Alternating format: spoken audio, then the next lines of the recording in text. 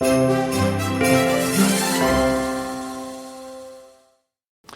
I'm Caleb Anderson, and welcome to another episode of the Spirit Farm Group Experience. We're in the Christmas season, marching straight toward it, and for just a couple of minutes, I want to talk about Christmas and the messiness of it, the messy Christmas. Now, I know that you want to have the beautiful Instagram shot of yourself or your significant other, your family, whatever, to post out there in the world so they can see the beautiful side of Christmas, and that's fine. My family did the same thing. We took some family photos.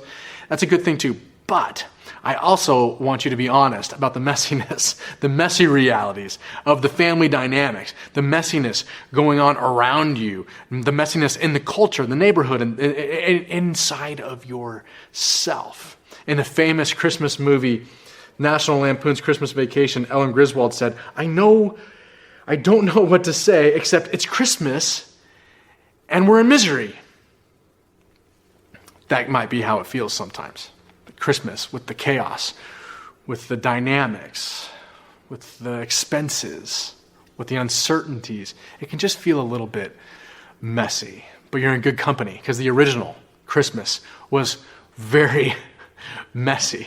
The God of the universe showed up on this earth as a baby. He was born out of a teenage woman and not in a fancy hospital, no epidural, no ice chips, okay? No soothing music playing in the background, no warm bath. We're talking about born in a barn among dirty animals. This is how the story goes from Luke chapter 2. While they were there, the time came for the baby to be born. She gave birth to her firstborn, a son. She wrapped him in cloths and placed him in a manger because there was no guest room available for them. So, husband fail.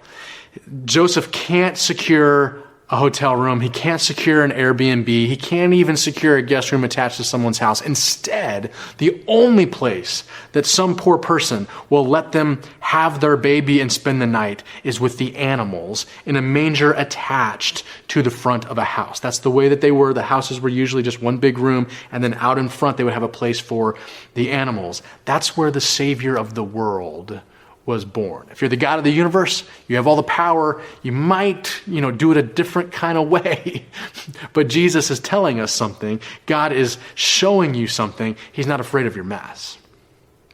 He's not afraid of the mess. In fact, he was communicating that point so clearly that he had his birth be in a barn, right next to the goat, right next to the oxen, right there next to the sheep, in Mary's ear while she's trying to deliver the Savior of the world. Little mice scurrying around, and then what's that smell? Oh, it's the animals. No, the animal just, did his thing. Joe, go scoop that out. So Joe has to leave baby Jesus to go scoop some poop that's a few feet away from the Savior of the world and his teenage wife, who's a champ and just delivered next to all these gross animals, arguing about the smells. And can you get him away from me? Go.